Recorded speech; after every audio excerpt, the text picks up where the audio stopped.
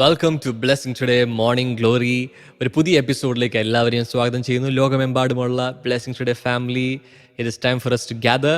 നമുക്ക് എല്ലാവർക്കും നമ്മുടെ സ്ക്രീനുകളുടെ മുൻപിൽ വരാം, ബൈബിൾ നോട്ട്ബുക്കൊക്കെ ആയിട്ട് വരാം. പാസ്റ്റർ പറയുന്ന പോലെ ഒരു കട്ടൻ ചായ അല്ലെങ്കിൽ കട്ടൻ കാപ്പിയൊക്കെ എടുത്ത് നമുക്ക് ഈ പ്രഭാതം കർത്താവിന് വേണ്ടി സമർപ്പിച്ചുകൊണ്ട് നമുക്ക് തയ്യാറെടുക്കാം.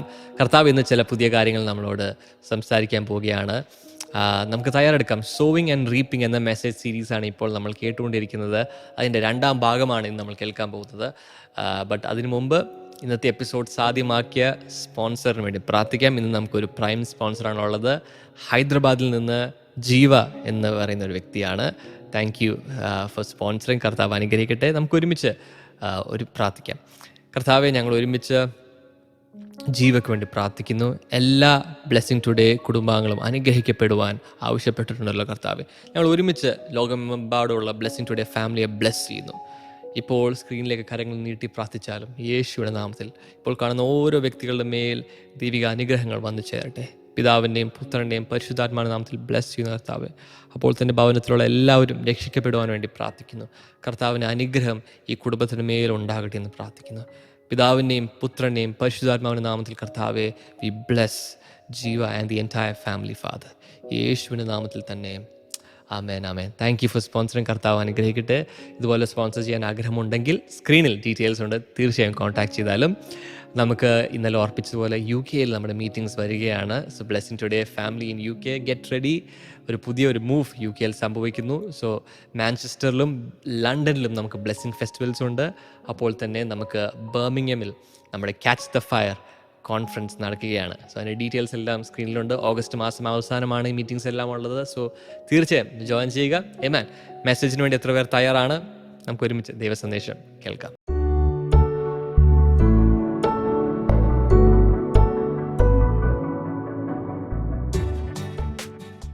Welcome back. ഇന്നലെ മുതൽ നമ്മളൊരു പുതിയ സന്ദേശ പരമ്പര ആരംഭിച്ചിരിക്കുന്നു. സോയിങ് ആൻഡ് റീപ്പിംഗ്, വിതയും കൊയ്ത്തും. ഈ ഭൂമുഖത്ത് ജീവിക്കുന്ന ഒരാൾക്കും ഈ ഒരു പ്രിൻസിപ്പിളിൽ നിന്ന് ഓടി ഒളിക്കാൻ സാധ്യമല്ല. ഇതിനകത്താണ് സകല ലോകവും ഫങ്ഷൻ ചെയ്യുന്നത്. ജനങ്ങൾ, സസ്യലതാദികൾ തുടങ്ങി മൃഗങ്ങൾ, ജീവനുള്ളതെല്ലാം സകലതും ഈ ഒരു പ്രിൻസിപ്പിളിലാണ് വർക്ക് ചെയ്യുന്നത്. അതുകൊണ്ടാണ് ഇന്നലെ ഉൽപ്പത്തി പുസ്തകം 1-ാം അധ്യായത്തിൻ്റെ 11-12 വചനങ്ങൾ നമ്മൾ വായിച്ചു. അതിൽ ദൈവം തന്നെ പറഞ്ഞു, സൃഷ്ടിക്കുമ്പോൾ ആദ്യം പറഞ്ഞത് ലെറ്റ് ദെയർ ബി ലൈറ്റ്, വെളിച്ചമുണ്ടാകട്ടെ. അതിനുശേഷം ഓരോന്നും സൃഷ്ടിക്കുമ്പോൾ കർത്താവ് പറഞ്ഞൊരു കാര്യമാണ്, let the land produce vegetation. ഈ ഭൂമിയിൽ നിന്ന് വെജിറ്റേഷൻ, സസ്യങ്ങളൊക്കെ ഇങ്ങനെ മുളച്ചു വരട്ടെ എന്ന് ദൈവം അങ്ങ് കൽപ്പിക്കുകയാണ്. പക്ഷെ അതിനിടയിൽ കർത്താവ് സ്പെസിഫൈ ചെയ്യുന്നൊരു കാര്യമാണ് സീഡ് ബെയറിങ് പ്ലാന്റ്സ്, വിത്തുള്ള സസ്യങ്ങൾ. എല്ലാവരും ഒന്ന് പറഞ്ഞു, വിത്തുള്ളത്. And trees on the land, വൃക്ഷങ്ങൾ അതുപോലെ തന്നെ വരട്ടെ. വൃക്ഷങ്ങളുടെ പ്രത്യേകത that bear fruit with seed in it. പഴങ്ങൾക്കകത്ത്, ഫലങ്ങൾക്കകത്ത്, ഫ്രൂട്ട്സിനകത്ത് സീഡുമായിട്ട് വൃക്ഷങ്ങളുണ്ടാകട്ടെ എന്ന് ദൈവം പറഞ്ഞു. അപ്പോൾ സസ്യങ്ങളിൽ പലപ്പോഴും പുഷ്പങ്ങൾ ഉണ്ടായിട്ട് ആ പുഷ്പത്തിൻ്റെ അതിൻ്റെ ഏറ്റവും അകത്ത് അവിടെ എവിടെയെങ്കിലുമൊക്കെ ആയിരിക്കും സീഡ്സ് ഇരിക്കുന്നത്. അതിനുവേണ്ടി ഓരോ വെറൈറ്റി ഓഫ് സസ്യങ്ങൾക്കും അതിൻ്റെതായ രീതിയിൽ എവിടെയെങ്കിലുമൊക്കെ ദൈവം ഈ സീഡ് ഒളിപ്പിച്ചു വെച്ചിട്ടുണ്ടായിരിക്കും. ഇനി സീഡ് ഒളിപ്പിച്ചു വെക്കുക മാത്രമല്ല, ഈ സീഡ് സ്കാറ്റേഡായി വീണ്ടും സസ്യങ്ങൾ പ്രത്യുൽപാദനം നടത്തേണ്ടതിന് അതേ തരത്തിലുള്ള ചെടികൾ വീണ്ടും ഉണ്ടാകാൻ, വൃക്ഷങ്ങൾ, വള്ളിച്ചെടികൾ, കുറ്റിച്ചെടികൾ, ഗാർഡൻ പ്ലാന്റ്സ്, അതുപോലെ കാടുകളിൽ വളരുന്ന കാട്ടുവൃക്ഷങ്ങൾ, ചെടികൾ, കാട്ടുപുഷ്പങ്ങൾ, ഇതെല്ലാം ഉണ്ടാകാൻ കർത്താവ് എടുത്തെടുത്ത് പറയുന്നൊരു കാര്യമാണ് അതത് തരം, അതത് ഇനം ഉളവാകുവാനായി വിത്തുള്ളത് ഉണ്ടാകട്ടെ. അപ്പം ഞാൻ ഇന്നലെ അത് സംസാരിച്ചപ്പോൾ പറഞ്ഞത് ഓർമ്മയുണ്ടായിരിക്കും. ഈ ഒരൊറ്റ കാര്യം മതി. ദ തിയറി ഓഫ് എവല്യൂഷൻ, പരിണാമ സിദ്ധാന്തം എന്ന് പറയുന്നത് സയൻറ്റിഫിക് അല്ല, അല്ലെങ്കിൽ നമ്മുടെ ലോജിക്കിന് നിരക്കുന്നതല്ല എന്ന് പറയാൻ ഇത് മാത്രം മതി, വേറൊന്നും വേണ്ട. കാരണം ഒരു വൃക്ഷത്തിൽ നിന്നും അതത് തരം മാത്രമേ പുറത്തേക്ക് വരൂ. പിന്നെ ഞാൻ ഇന്നലെ പറഞ്ഞതുപോലെ ചില മ്യൂട്ടേഷനുകളിലൂടെയോ ചില പ്രത്യേകതയിലൂടെയോ ഒക്കെ ഇങ്ങനെ സങ്കരവർഗ്ഗങ്ങളൊക്കെ ഉണ്ടാകാറുണ്ടെങ്കിലും അതൊക്കെ വളരെ വളരെ ലിമിറ്റഡാണ്. All right. പിന്നെ നമ്മൾ കണ്ടത് ഉൽപ്പത്തി പുസ്തകം 8-ാം അധ്യായത്തിൻ്റെ 22-ാമത്തെ വചനമാണ്. Genesis 8:22. എനിക്കിഷ്ടപ്പെട്ടൊരു ഭാഗമാണത്. As long as the earth endures, seed time and harvest, cold and heat, summer and winter, day and night will never cease. ഒരിക്കലും ഇത് അവസാനിക്കാൻ പോകുന്നില്ല. ശീതവും അതുപോലെ ശീതകാലവും ഉഷ്ണകാലവും വേനൽക്കാലവും മഞ്ഞുകാലവും അതുപോലെ പകലും രാത്രിയും ഒന്നും ഭൂമിയുള്ളിടത്തോളം അവസാനിക്കില്ല. അതിൽ ആദ്യം പറയുന്ന കാര്യമാണ് സീഡ് ടൈം ആൻഡ് ഹാർവസ്റ്റ്. ഒരു തരത്തിൽ പറഞ്ഞാൽ ഞാനിങ്ങനെ വിശ്വസിക്കുന്നു, ബാക്കിയുള്ള കാര്യങ്ങളെല്ലാം ഈ ശീതവും ഉഷ്ണവും ശീതകാലവും ഉഷ്ണകാലവും വേനൽക്കാലവും അതുപോലെ മഞ്ഞുകാലം ശരത്കാലം തുടങ്ങി ഈ കാലങ്ങളെല്ലാം ഡേ ആൻഡ് നൈറ്റും ഇതെല്ലാം ഉണ്ടായിരിക്കുന്നത് ഒരു തരത്തിൽ പറഞ്ഞാൽ സീഡ് ടൈമും ഹാർവസ്റ്റ് ടൈമും ഉണ്ടാകാൻ വേണ്ടിയിട്ടാണ്.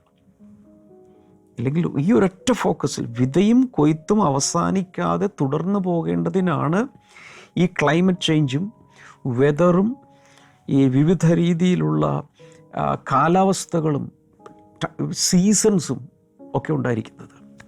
4 സീസൺസാണ്. ചില രാജ്യങ്ങൾ അത് വളരെ പ്രകടമാണ്. ഈ വിൻ്ററും സമ്മറും സ്പ്രിങ്ങും ഓട്ടം ഇതെല്ലാം ചില സ്ഥലങ്ങളിൽ വളരെ പ്രകടമാണ്. നമ്മുടെ നാട്ടിലൊന്നും അത് അത്രയില്ല. ഇങ്ങനെയുള്ള 4 സീസൺസും അല്ലെങ്കിൽ അതത് രാജ്യങ്ങളിലുള്ള സീസൺസും ഡേ ആൻഡ് നൈറ്റ് പകലും രാത്രിയും ചിലപ്പോൾ തണുപ്പ് ചിലപ്പോൾ ചൂട് ഇതൊക്കെ കൊണ്ടുവന്നിരിക്കുന്നത് വിതയും കൊയ്ത്തും നടക്കാൻ വേണ്ടിയിട്ടാണ്.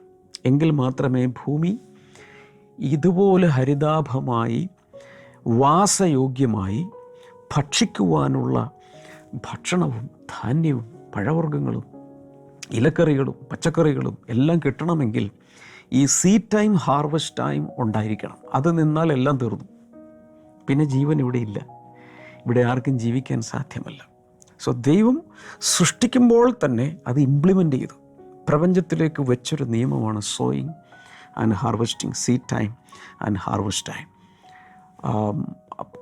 സഭാപ്രസംഗി Ecclesiastes chapter 3 verse number 2 a time to be born, a time to die, a time to plant and a time to uproot.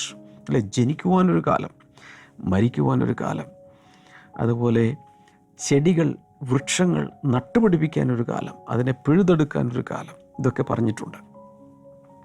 പിന്നെ നമ്മൾ കണ്ടു ഇന്നലെ അപ്പോസ്തലപ്രവൃത്തികൾ 17-ാം അധ്യായം 26-ാമത്തെ വചനത്തിൽ നമ്മൾ കണ്ടൊരു കാര്യം, ഒരു വ്യക്തിയിൽ നിന്ന് അല്ലെങ്കിൽ അഥവാ ഒരു മനുഷ്യനിൽ നിന്നും ഇന്ന് ഈ ഭൂമിയിൽ 777 കോടിയിലധികം മനുഷ്യർ ഇപ്പോൾ പാർക്കുന്നുണ്ട്. ഇതിനു മുമ്പുള്ള തലമുറകൾ എല്ലാം കൂടി ചേർത്തെടുത്താൽ എത്രയോ കോടികൾ ഇവിടെ ജീവിച്ചു പോയി. പക്ഷേ ഇതെല്ലാം വന്നത് ഒരു മനുഷ്യനിൽ നിന്നാണ്, അല്ലെങ്കിൽ ആ മനുഷ്യൻ്റെ സീഡിൽ നിന്നാണ് ഇത് മുഴുവൻ പുറത്തേക്ക് വന്നത്. അത് വളരെ ക്ലിയറായിട്ട് ബൈബിൾ സ്ഥാപിച്ചിരിക്കുന്നു.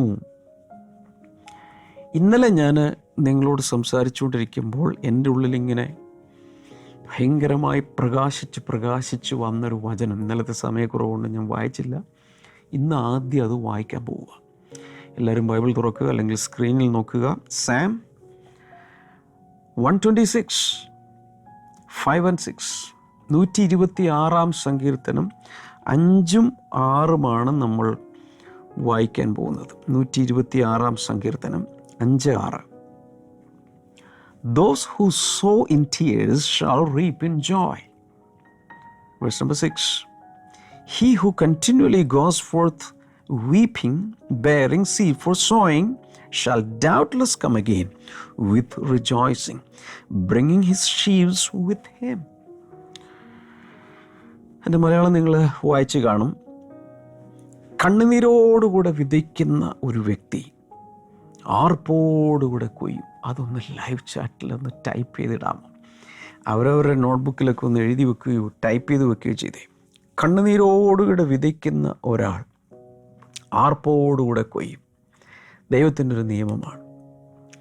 അതിനുശേഷം പറയുന്നത്, he who continually goes fourth weeping bearing seed four sowing. തുടർച്ചയായി തുടർമാനമായി എല്ലായ്പ്പോഴും കരഞ്ഞോണ്ട് വിത്ത് വിതച്ചോണ്ട് നടക്കുന്ന ഒരാൾ shall doubtless come again with rejoicing, bringing his sheaves with him. അങ്ങനെയുള്ള ആളുകൾ വിത്ത്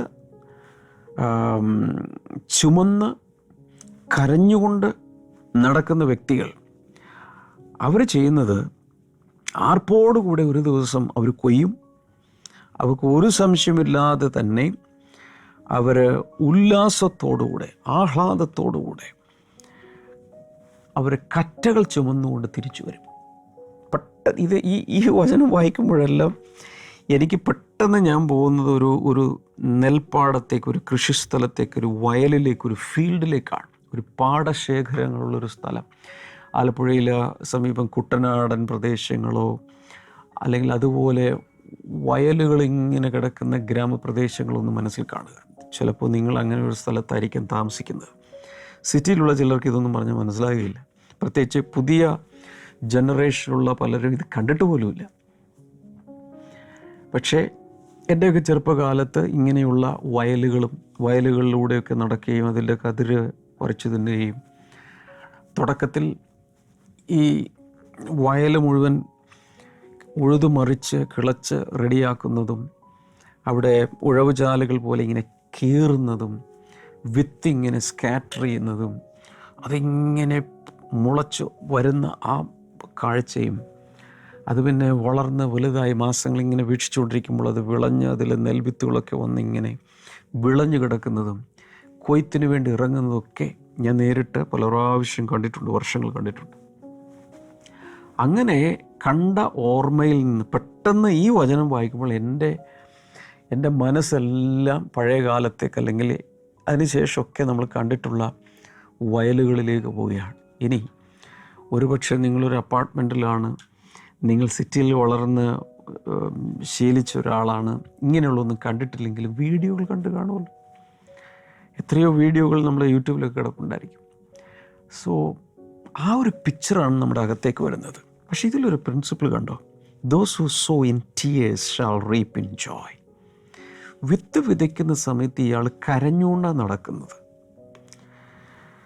കണ്ണുനീരോടുകൂടിയാണ് വിത്ത് വിതയ്ക്കുന്നത്, പക്ഷേ ആർപ്പോടുകൂടിയാണ് കൊയ്യുന്നത്. അതിൻ്റെ അർത്ഥം വിതയുടെ കാലം, എങ്ങനെ ഞാനതിനെ പറയേണ്ടതെന്ന് എനിക്കറിയില്ല. വിതയ്ക്കുന്ന കാലം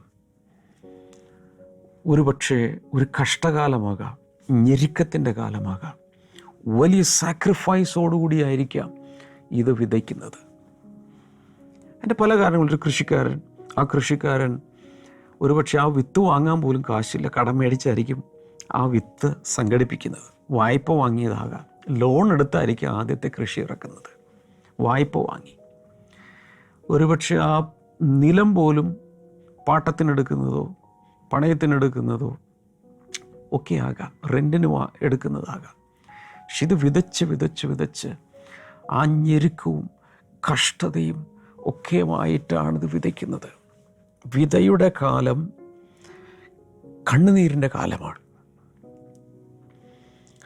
അങ്ങനെ ഒരു കാലഘട്ടത്തിലാണ് വിതയ്ക്കുന്നതെങ്കിലും കൊയ്ത്ത് കാലം വരുമ്പോൾ, ശ്രദ്ധിക്കുക, കൊയ്ത്ത് കാലം വരുമ്പോൾ വലിയൊരു സന്തോഷം ഉണ്ടോ, ഷാൾ റീപ്പ് ഇൻ ജോയ്. വലിയ സന്തോഷത്തോടു കൂടിയാണ് കൊയ്ത്ത് നടക്കുന്നത്. കൊയ്ത്ത് പാട്ട് എല്ലാവരും കേട്ടിട്ടുണ്ട്. കൊയ്ത്ത് പാട്ടിന് പ്രത്യേകിച്ച് കേരളത്തിലൊക്കെ ഒരു പ്രത്യേകമായ ഒരു താളമുണ്ട്, കൊയ്ത്ത് പാട്ട്. പക്ഷെ വിതപ്പാട്ടെന്നും പറഞ്ഞ് ഞാനൊരെണ്ണം കേട്ടിട്ടില്ല, ഉണ്ടാവുമെന്ന് എനിക്കറിഞ്ഞുകൂടാ. വിതയ്ക്കുന്ന കാലത്ത് അങ്ങനെ ഒരു പാട്ട് പാടിയുള്ള ഒരിതുണ്ടെന്ന് എനിക്ക് തോന്നുന്നില്ല. ഈ കൊയ്ത്ത് വരുന്ന സമയത്ത് പ്രത്യേകിച്ച് കേരളത്തിൽ ഇപ്പോൾ ഉണ്ടോയെന്ന് എനിക്ക് അറിഞ്ഞുകൂടാ. പണ്ടൊക്കെ പാടിക്കൊണ്ടാണ് കൊയ്ത്തിനൊരു പാട്ടുണ്ട്. അതൊരു സന്തോഷത്തിൻ്റെ സമയമാണ്. ഞാനിത് പറയുമ്പോൾ തന്നെ I am filled with Joy.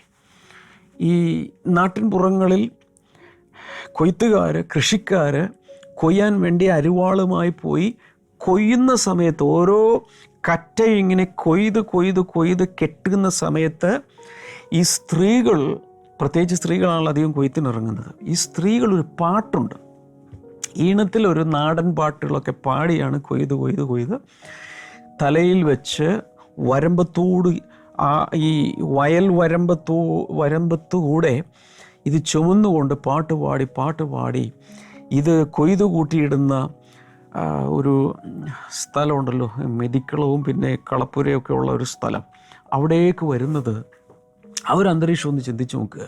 അതിനെക്കുറിച്ചാണ് ഈ 126 സങ്കീർത്തനത്തിൽ പറയുന്നത്. പക്ഷേ 126 സങ്കീർത്തനം തുടക്കം ഒന്ന് വായിച്ചു നോക്കി. അതിൻ്റെ ടൈറ്റിൽ പറയുന്നത് എ ജോയ്ഫുൾ റിട്ടേൺ ടു സയൻ. അതിൻ്റെ അർത്ഥം ഈ ഇസ്രായേൽ ജനം ഇവർ എങ്ങനെയോ അടിമകളായി പിടിക്കപ്പെട്ട് പ്രവാസികളായി പോയി അവിടെ നിന്ന് വിദേശത്ത് അടിമകളായി പാർക്കുന്നവർ തിരിച്ച് സ്വന്തം നാട്ടിലേക്ക് വരുമ്പോൾ ഉള്ള ഒരു പാട്ടാണ്. It's a song of ascents. എനിക്ക് ആ മ്യൂസിക്കൽ ടൈം എന്താണെന്ന് എനിക്കറിയില്ല, പക്ഷേ ഞാൻ ഇങ്ങനെ ഊഹിക്കുന്നു.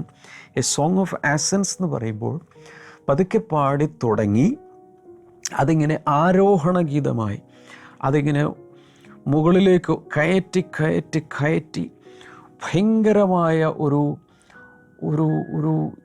ഉയർന്ന ഒന്നിൽ കൊണ്ടുപോയി, ഒരു അനുഭവത്തിൽ, അറ്റ്മോസ്ഫിയറിൽ കൊണ്ടുപോയി അവസാനിപ്പിക്കുന്ന ഒരു പാട്ടാണെന്നാണ് ഞാൻ മനസ്സിലാക്കുന്നത്. 1 മുതൽ 6 വരെ 6 വാക്യങ്ങളുണ്ട്. അപ്പോൾ ഒന്നാമത്തെ ആ ലിറിക്സ് അല്ലെങ്കിൽ അതിൻ്റെ ആദ്യത്തെ വരികളിൽ നിന്നും മുകളിലേക്ക് കൊണ്ടുപോയി 6ാമത്തെ ആ ലാസ്റ്റ് ലൈൻസ് വരുമ്പോഴേക്കും ഈ പാട്ടങ്ങ് ഭയങ്കരമായി ഉയർത്തിക്കൊണ്ടുവന്ന് അവസാനിപ്പിക്കുന്ന ടൈപ്പ് ഒരു സാമാണ്, ഒരു സങ്കീർത്തനമാണ്.